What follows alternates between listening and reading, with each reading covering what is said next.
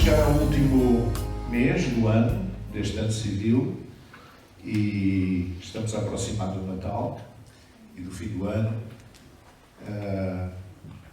E eu gostava de, esta manhã, falar sobre também um período, que é um período muito especial, que é o arco da existência, o arco da vida humana, que vai desde o nascimento até à morte. E gostava de falar essencialmente de algumas crises. Eu chamaria essencialmente 7 crises em que a maior parte dos seres humanos incorrem, algumas delas todos eles, outras nem todos, ao longo da sua existência humana. Mas para isso vou-vos convidar a ficar de pé e fazer uma leitura responsiva comigo. Eu vou ler o primeiro versículo, Eclesiastes, capítulo 12, versículos 1 a 9. Eu vou ler o versículo 1, a igreja o versículo 2 e assim sucessivamente. Pode ser? Posso contar com vocês?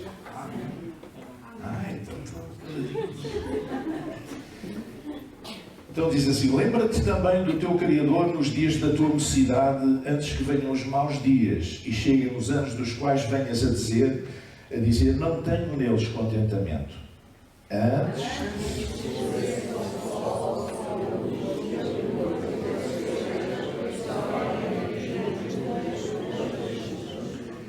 no dia em que temerem as guardas da casa e se curvarem os homens fortes e cessarem os moedores, por já serem poucos, e se escurecerem os que olham pelas janelas. E as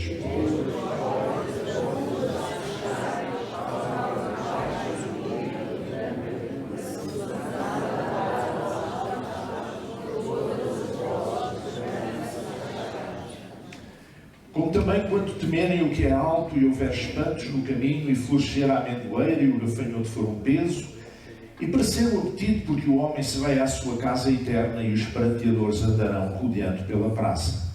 Antes que se cesse a cadeia parada e se juntasse o pó com o lucro e se juntasse a cansa junto à fonte e se juntasse as horas do som oposto. E o pó volta à terra como era e o espírito volta a Deus que o deu. Vai dar. E quanto mais sábio foi o pregador, tanto mais ensinou ao povo sabedoria, e atentando e esquadrinhando, compôs muitos provérbios. Obrigado, podem sentar. Antes de continuar, eu queria só pedir à Ana para vir aqui. E gostava que nós agradecêssemos a ela, que esteve aqui a fazer como equipa de apoio aqui a decoração de Natal. Começa uma salva.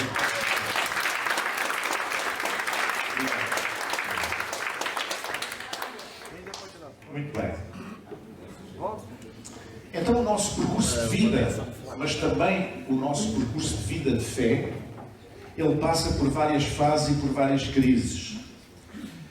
E algumas delas são inevitáveis e até expectáveis.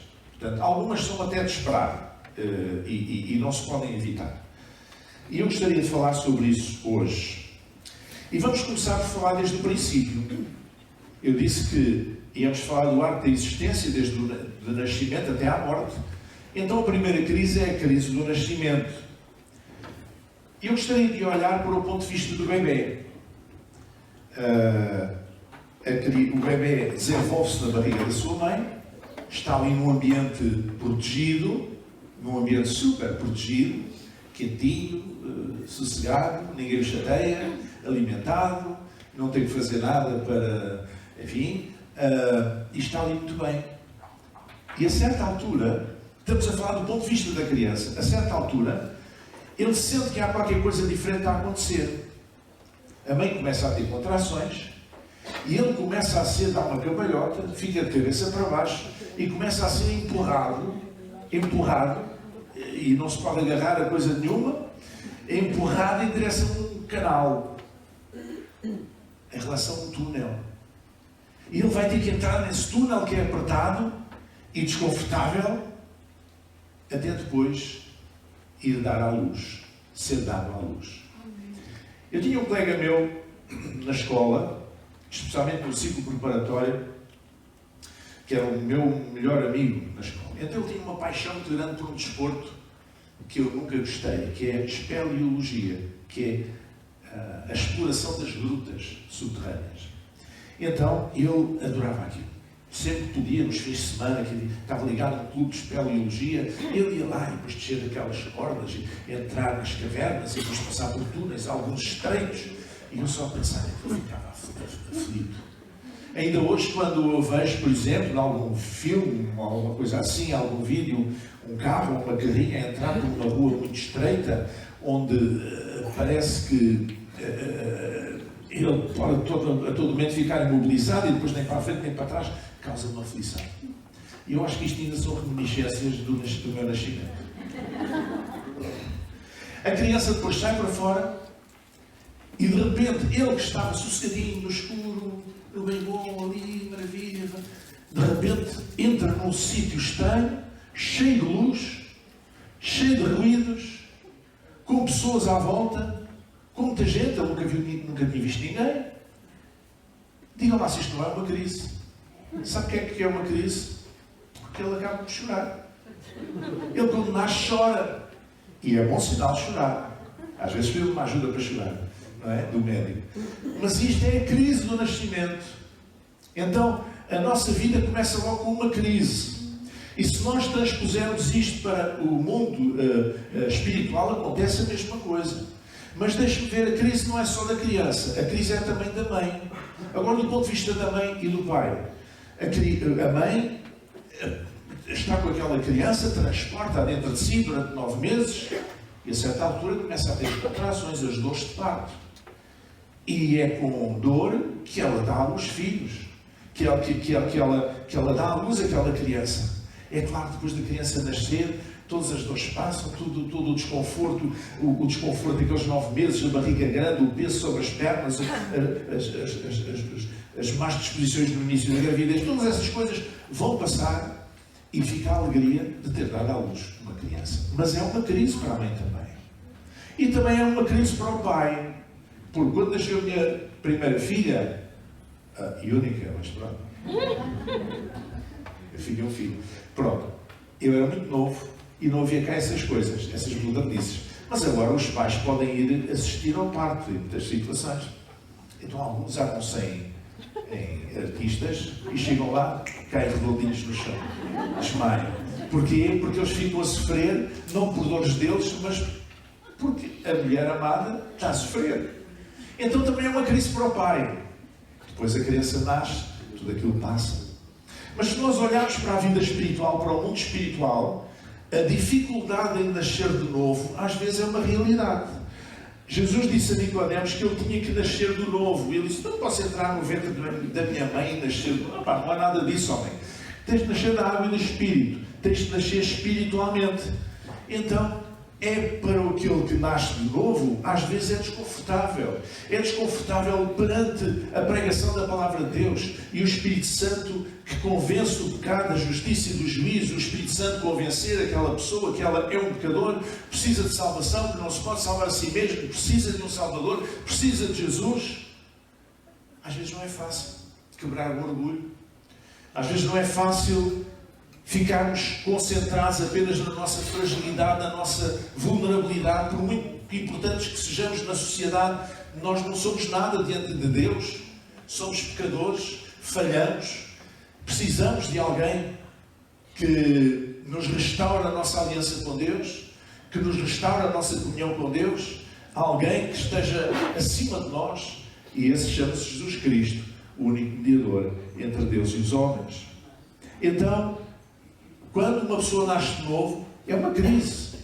Irmãos, talvez hoje isto não seja muito referenciado, mas eu lembro quando era criança, de ouvir testemunhos de pessoas que viviam no interior de Portugal, no país profundo, e que por causa de começarem a assistir aos cultos, eram apedrejados, eram abandonados pela família, alguns pelos pais. Porquê? Porque tinham ido aos protestantes. E era um crime ir aos protestantes. Nós já não estamos nesses tempos, agora estamos nos tempos da facilidade. Qualquer pessoa diz que é crente. Qualquer pessoa diz que é crente. E se antigamente, em certos lugares do mundo, ser evangélico era currículo, por causa das muitas asneiras que se têm feito nesse meio, no meio evangélico. Eu acho que, em alguns casos, ser evangélico hoje, nesses países, não é currículo, é cadastro. Claro que cada um responde por si, não é? Cada um dá contas de si mesmo a Deus, mas isto não é com modas que vai dar. Nós somos o que somos pela graça de Deus, naturalmente, mas nós precisamos de nascer de novo, de facto. Há muita gente, artistas, pessoas públicas, políticos, olha, no Brasil, por exemplo, que se declaram cristãos evangélicos, mas que no fundo não são nada, não houve transformação nenhuma na sua vida, não houve um novo nascimento, e o fruto da salvação, o fruto do Espírito, não é evidente na sua vida, de forma alguma. E daí a crise que se está a viver. Mas também do ponto de vista dos pais espirituais, que dão à luz aquela criança espiritual, eles sentem dores de parto. O apóstolo Paulo dizia: eu sinto dores de parto, numa das suas cartas, eu sinto dores de parto por vocês até agora. Ele sentia as dores, que era ajudar aquelas pessoas a dar um salto de fé, a nascerem de novo verdadeiramente. Então o nascimento, o nascimento é uma crise para todos nós. Mas depois vem outra crise, que é a crise do crescimento. As crianças, eu ainda não percebi porque é que a roupa do bebê é tão cara. Quando o bebê veste aquilo 1, 2, 3 vezes e já está pequeno. Porque eles todos os dias aumentam não sei quantas gramas, o que é normal. Então eles crescem rapidamente. E a crise do crescimento passa pelas doenças infantis, por mudar o vestuário, por mudar o que se calça, por essas coisas todas. Mais à frente vai às vezes ter efeitos de dores ósseas ou dores musculares, etc. O crescimento é sempre uma crise. Implica uma crise. Nós vivemos de crise em crise.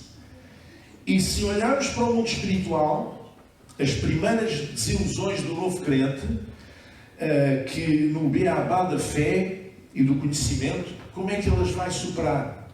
Com a ajuda dos seus pais espirituais, da sua mãe, do seu pai espiritual, com a ajuda da comunidade, com a ajuda da comunhão com Deus, naturalmente, e ele vai ter de superar essas dificuldades. Olha, quando os meus pais converteram-se à fé evangélica quando eu tinha 4 anos, isto foi em 1958, a minha mãe e a minha avó eram católicas, praticantes, mesmo a sério. Iam à missa. E isto foi antes do Concílio Vaticano II, em que a missa era dada em latim, e a minha avó não sabia ler nem escrever português, quanto mais latim, e a minha mãe também não sabia latim. E o padre fazia a sua missa de costas para o povo, como os irmãos mais velhos devem saber.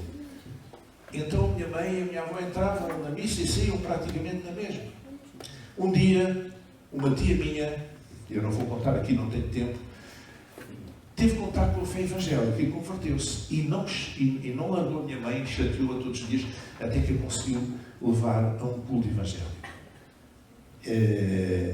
E a minha mãe era uma pessoa que tinha uma maneira de ser muito gentil, não queria desagradar a ninguém, não estava-se bem com toda a gente. E então lá foi para fazer o frete. Lá foi, e quando ela entrou naquela igreja, ouviu o coro a cantar músicas tão bonitas, em português. Ouviu o pastor a ler a Bíblia, em português.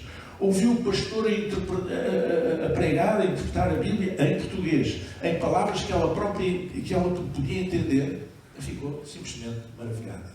E quando foi feito o convite à salvação, ela aceitou Jesus, a minha avó também, depois o meu pai foi também, a minha irmã também, e eu cresci na igreja desde essa altura, desde os meus 4 anos.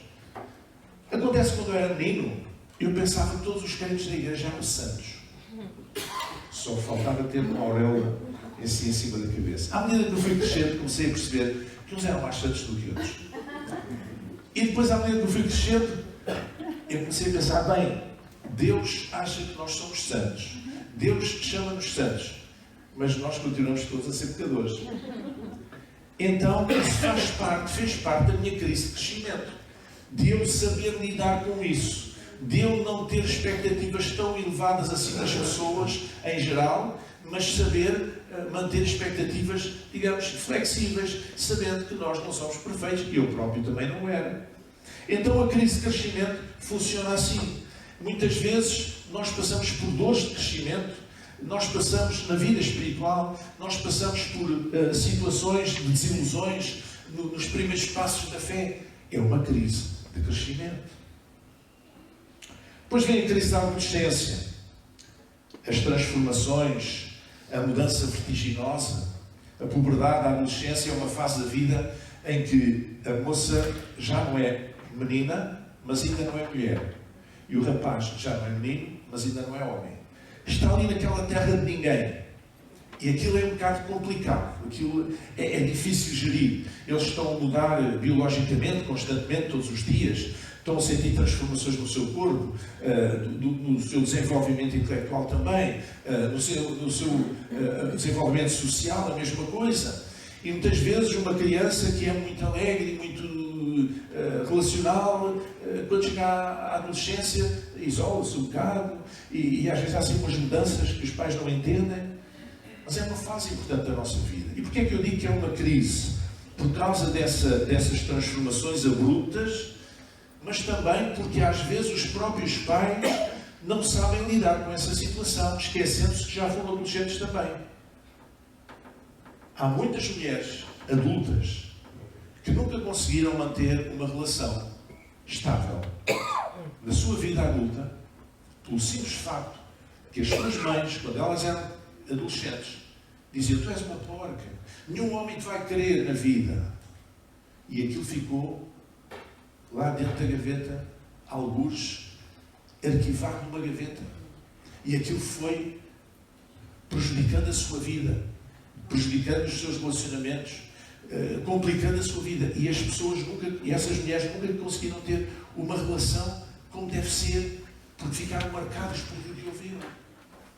Então é importante que os pais entendam que as crianças, que os adolescentes, quando estão na sua puberdade, na sua adolescência, eles precisam de orientação, precisam de modelos, precisam de apoio, precisam de compreensão, precisam de firmeza também, em muitos casos, mas não de crítica, não de condenação, porque isso vai funcionar mal ao longo da sua vida.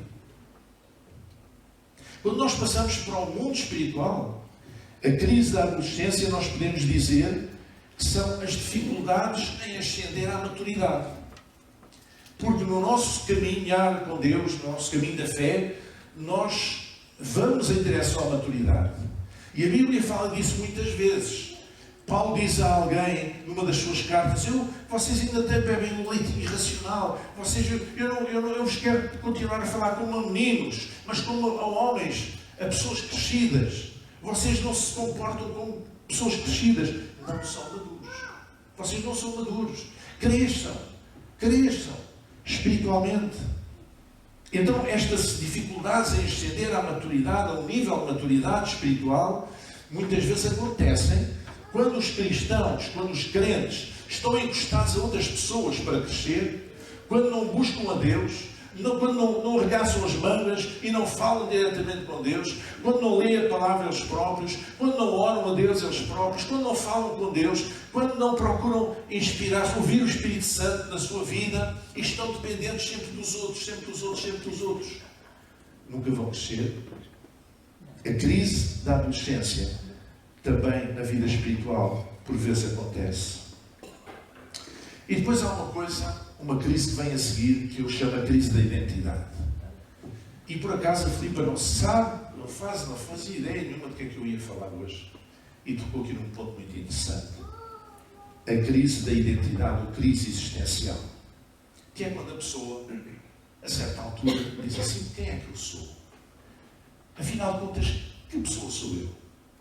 Quem é que eu sou? Isto às vezes acontece depois de um momento desagradável, outras vezes noutro momento qualquer da vida, outras vezes depois de um momento agradável, mas a pessoa, a certa altura, tem esta crise existencial: o que é que eu sou? O que é que eu quero da vida? Por onde é que eu vou? E não é só quando as pessoas estão em meia idade, como ela disse, é em outros momentos da vida. que nós perguntamos: o que é que eu ando aqui a fazer? Qual é o meu propósito? Porque nós sabemos que temos um Deus de propósito. Nós não temos um Deus que é uma coisa assim, qualquer coisa. Não. Nós temos um Deus relacional, um Deus que tem uma vontade e um Deus de propósito. E o Deus de propósito é um Deus que tem um plano para a nossa vida. E nós, às vezes, andamos desconectados desse plano. E por isso não sabemos o que é que andamos aqui a fazer. O que é que eu sou? O que é que eu ando aqui a fazer? O que é que eu faço com aquilo que eu tenho hoje? Aconteceu-me uma desgraça na minha vida. Aconteceu-me um desgosto na minha vida. E agora? O que é que eu vou fazer à minha vida? Quem é que eu sou? Eu quero te dizer, se isso aconteceu contigo, que Deus continua a ter um propósito para a tua vida. Para Deus, a tua vida faz sentido. Para Deus, Ele está disposto a investir na tua vida. Não importa o que aconteceu, importa o que é que tu podes fazer agora com a vida que tens. Amém? Mas no mundo espiritual, há momentos em que nós também procuramos uma identidade espiritual. Quem é que eu sou no reino de Deus? O que é que eu ando aqui a fazer? Qual é o meu lugar? O que é que Deus espera de mim em concreto? Amém? Sabe que durante a Idade Média, a ideia de que servir a Deus, quem servia a Deus era apenas os frades, as freiras, os monges, os padres, o pessoal religioso. Mas depois do século XVI, Lutero desenvolveu uma ideia diferente e até criou uma palavra em alemão própria para isso, que eu não me lembro agora, sobre a vocação na vida profissional. E então ele começou a ensinar que nós temos uma vocação de Deus para a nossa vida profissional. Não precisamos de ser religiosos no sentido de ser padres, freiras, monges, etc. Não. Na nossa profissão, nós temos uma vocação de Deus para a nossa profissão. E eu não estou a falar só de profissões em que haja uma relação de ajuda, como profissões de saúde, médicos, enfermeiros, por aí fora, e psicólogos. Não, eu estou a falar de tudo. Se a pessoa é arquiteto, pode considerar que tem uma vocação de Deus para ser arquiteto. Então, ao desempenhar a sua profissão, ele sabe que está a cumprir uma vocação que Deus lhe deu. Amém? Algum de vocês trabalha no comércio, nos serviços, nas profissões liberais, seja aquilo que for. Lutero dizia: você tem uma vocação de Deus. Você é um cristão, você tem uma vocação de Deus para exercer a sua profissão. E de alguma forma, ao exercer a sua profissão, você está a ajudar a implantar o reino de Deus. Isto não é fantástico? Não preciso ser pastor, nem líder da igreja, nem nada disso, para cumprir o propósito de Deus. Desde logo você é uma testemunha de Jesus. Todos somos testemunhas. Ser-me-eis testemunhas, disse Jesus.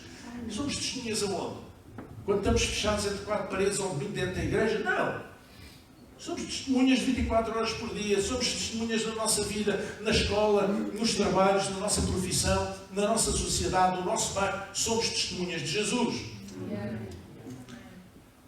Então, a nossa crise de identidade, ou crise existencial, por vezes, é importante nós percebermos quem é que nós somos no reino de Deus. Porque nós fomos chamados com um propósito. Fomos chamados com um propósito. Depois vem, ainda faltam duas. Está quase a acabar. Depois vem a crise do compromisso de vida, ou crise da aliança. Quando a pessoa casa e começa a viver uma vida a dois com outra pessoa, aí vem outra crise. Eu não estou a dizer que o casamento é uma crise, mas estou a dizer que essa nova condição implica uma fase crítica. Ou seja, a pessoa precisa de aprender a viver a dois, o que é exigente. Porque se a pessoa está habituada a viver sozinha para ela própria, quando vai partilhar a vida com outra pessoa, naturalmente não vive só para ela. Porque isso não funciona. Se cada um viver apenas para si, ou se um deles viver apenas para si, não vai funcionar. Tem que viver para si, mas também para o outro. O papel de cada um é fazer o outro feliz, é procurar fazer o outro feliz, não se centrará em si próprio, mas no outro, e vice-versa. Então, nem sempre isso é fácil. Como é que nós podemos aplicar esta crise do compromisso de vida, ou crise de aliança, à vida, ao mundo espiritual, é que as dificuldades nesse compromisso com os irmãos e a comunidade de fé, às vezes não são fáceis. Não é? Às vezes há pessoas que deixam de vir à igreja porque desagradaram-se com qualquer coisa. Então, mas a gente vem aqui por causa do A ou do B ou do C, ouvimos por causa de Jesus. Ouvimos por causa deste povo, desta família espiritual que nós somos parte. Nós vimos cá por causa da família e por causa de Jesus. Nós vimos cá porque é uma oportunidade que nós temos de adorar a Deus, louvar a Deus em conjunto, de orar em conjunto, nos abençoarmos uns aos outros em conjunto, de ouvirmos a palavra de Deus em conjunto, de ver Deus operar na vida dos nossos irmãos em conjunto e até na nossa. É por isso que nós vimos aqui. Então, se há uma pessoa que está mal disposta um dia, isto não deve condicionar o nosso papel, a nossa presença na comunidade.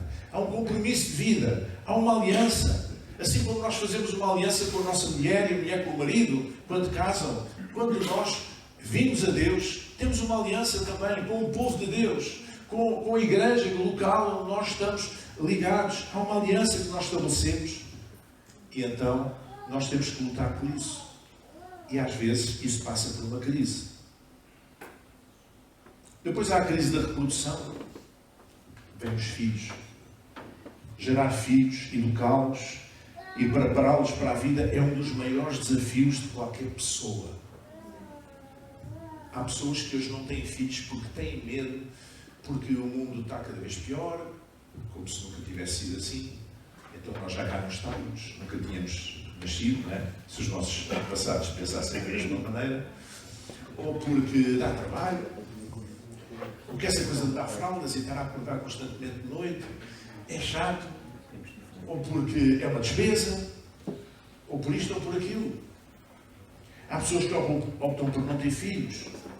E há pessoas que têm filhos e não sabem o que é que vão fazer. Às vezes há pessoas que têm filhos por razões erradas. Têm filhos pela pressão dos outros. Porque são os pais ou os sogros que dizem: então quando é que está a menina? Então não sei o quê.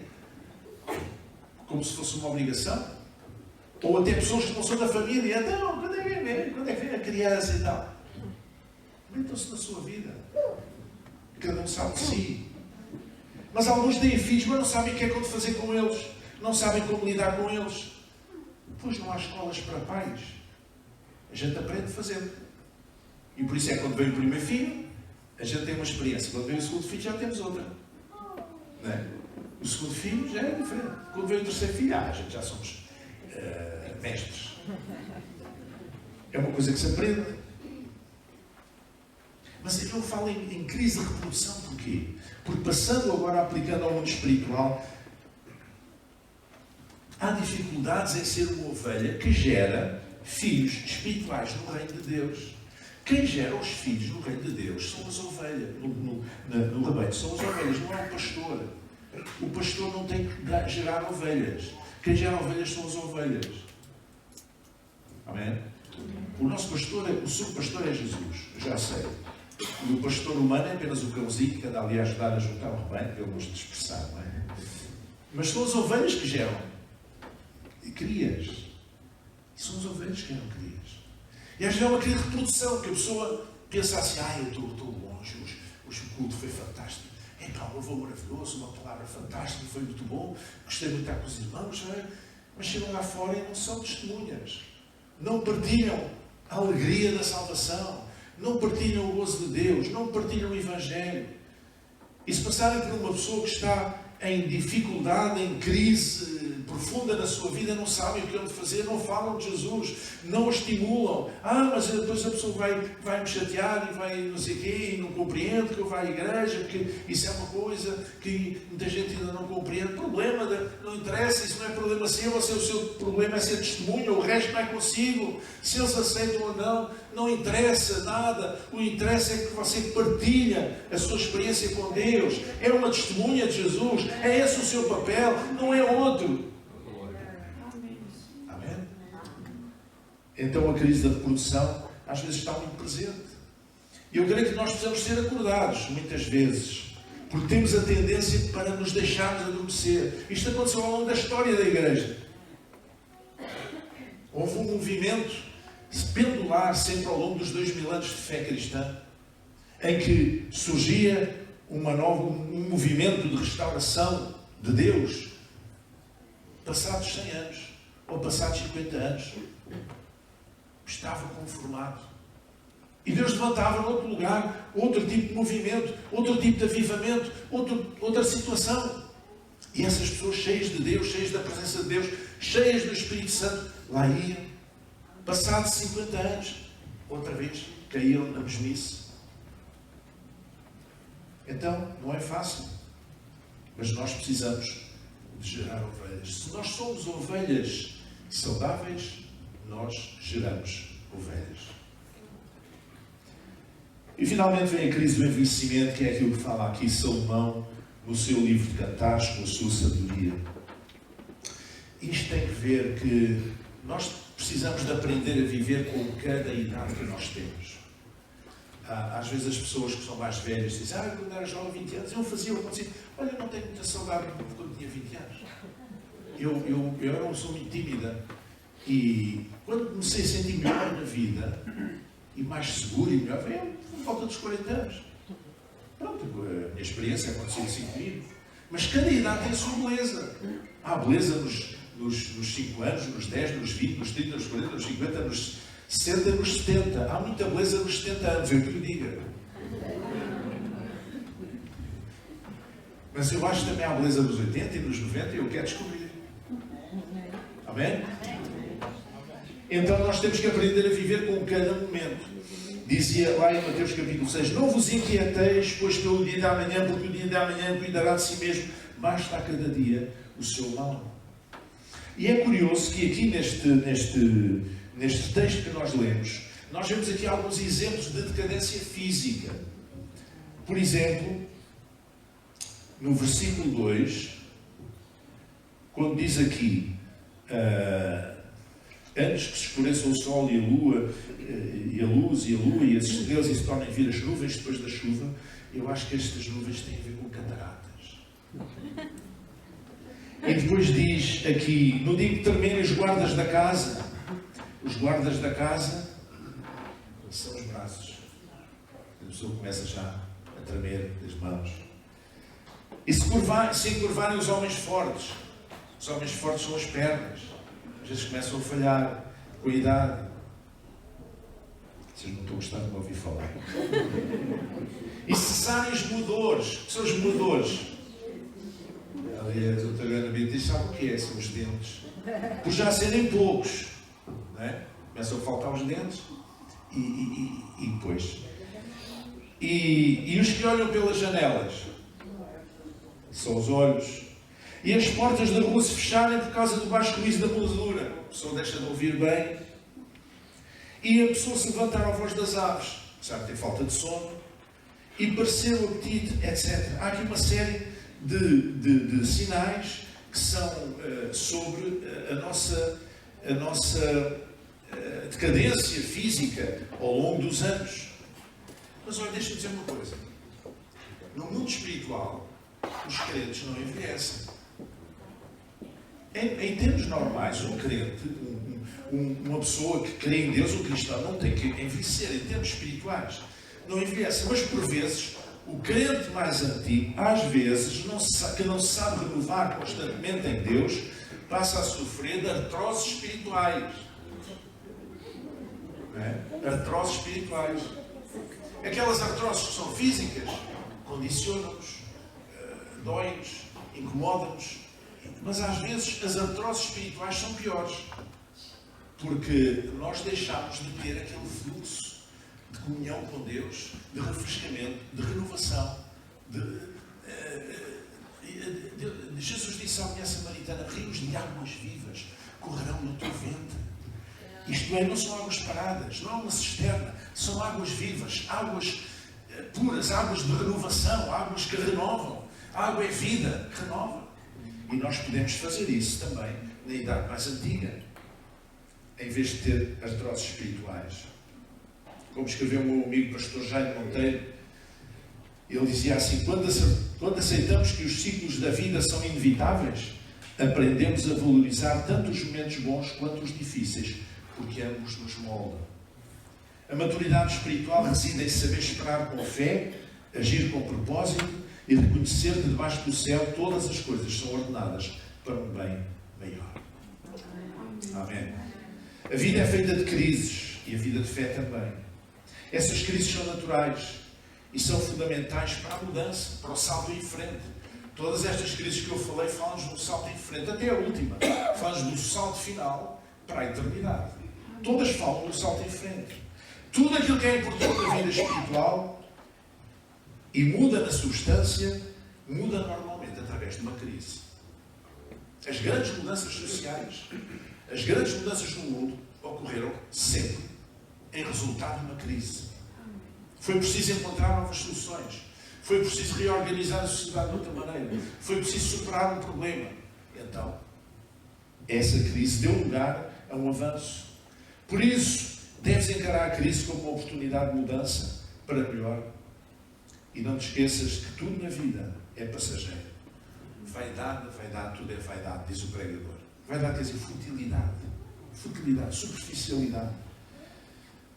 Aquilo que permanece é que o pó volta à terra, mas o Espírito, no final, volta a Deus que o deu. Amém. Deixa-me dizer uma coisa, irmãos. Até a última ceia de Cristo foi realizada em tempo de crise. Deixa-me ver o que é que diz a Escritura.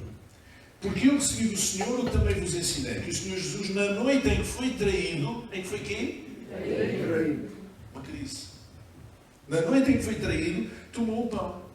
E tendo dado graças, o partiu e disse: tomai, comei, isto é o meu corpo que é partido por vós. Fazei isto em memória de mim. Semelhantemente também, depois de cear, tomou o cálice, dizendo: este cálice é o novo testamento do meu sangue.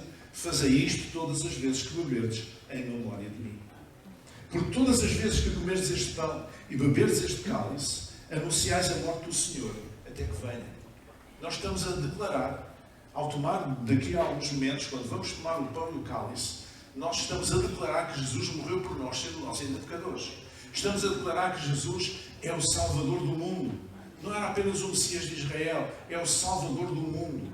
Estamos a declarar que queremos renovar esta aliança com Ele. Mais uma vez, ao tomar este pão, ao tomar este cálice, nós estamos a dizer: Senhor, ainda estou aqui na caminhada e quero continuar a minha aliança contigo. Portanto, qualquer que comer este pão ou beber o cálice do Senhor indignamente, será culpado do corpo e do sangue do Senhor. O que é que isto significa, indignamente? Especialmente se eu não sou um discípulo de Jesus. Se eu não decidi já entregar a minha vida a Jesus, fazer um trajeto com Ele. Se eu já o decidi fazer, eu sou muito bem-vindo à mesa da comunhão. Qualquer pessoa que esteja aqui, que já fez esse propósito no seu coração, é bem-vinda à mesa da comunhão. Amém? E o sangue, e examine-se, pois, o homem a si mesmo, e assim coma deste pão e beba deste cálice. Não diz examine-se a si mesmo e não coma e não beba. Não, diz examine-se e coma e beba. E por isso nós costumamos tirar uns momentos de reflexão, cada um para consigo mesmo e com Deus, antes de celebrarmos a ceia do Senhor, em que nós perguntamos: Deus, se há alguma coisa no meu coração, alguma atitude que eu tenha tido, alguma palavra, algum pensamento, alguma coisa que eu deveria ter feito e não fiz, alguma coisa errada, Senhor, eu quero que Tu me perdoes agora, para poder chegar com mãos limpas à Tua presença. Vamos chegar em pé. Gostaria que ficássemos em silêncio durante uns momentos agora, antes de prosseguirmos. Pergunta ao Senhor, agora, diga: Senhor, Espírito de Deus, traz à minha mente e ao meu coração, se há alguma coisa errada na minha vida, Senhor, há alguma coisa que tenha entristecido o Teu coração, e qualquer coisa que tenha sido, Senhor, eu Te peço perdão, Senhor. Porque eu quero chegar à mesa da comunhão, quero examinar-me a mim mesmo e quero chegar-me à mesa com mãos limpas e beber este cálice e comer este pão e este cálice desta nova aliança que Tu nos propuseste.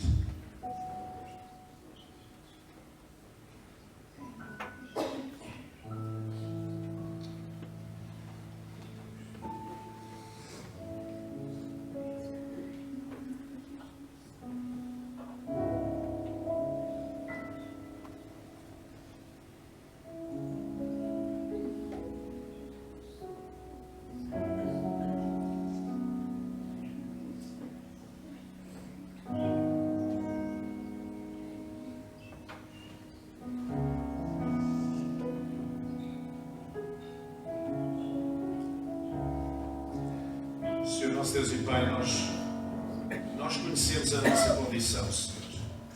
Nós sabemos que somos seres que falham, somos pecadores, mas pecadores salvos pela Tua graça, Senhor. E por isso, Senhor, nós colocamos no Teu altar as nossas falhas nesta hora. E pedimos, Senhor, que nos possas perdoar, Senhor, para podermos chegar à mesa da comunhão com alegria, com paz, com mãos santas, com mãos limpas, para podermos renovar a nossa aliança contigo, em nome de Jesus. Vou pedir aos diáconos para virem à frente, rapidamente. Se tu estás a viver uma crise, uma destas crises que seja, examina o teu coração e vem à mesa da comunhão, mas vem com uma atitude de família, com uma atitude de comunidade. Este não é um momento para nós ficarmos no silêncio sepulcral propriamente. É um momento de vida. Amém? É um momento de vida. Vida espiritual.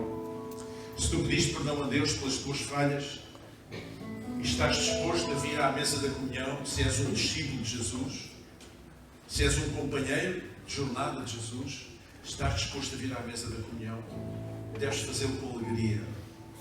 Com alegria no teu coração, mas também uma alegria que seja contagiante aos teus irmãos em Cristo. Por isso, quando vocês vierem agora à mesa da ceia, falem com os vossos irmãos, saúdem os vossos irmãos que estão à vossa volta. Manifestem a alegria de estar aqui, porque este é um momento de vida, não é um momento de morte, é um momento de vida, e vida com abundância.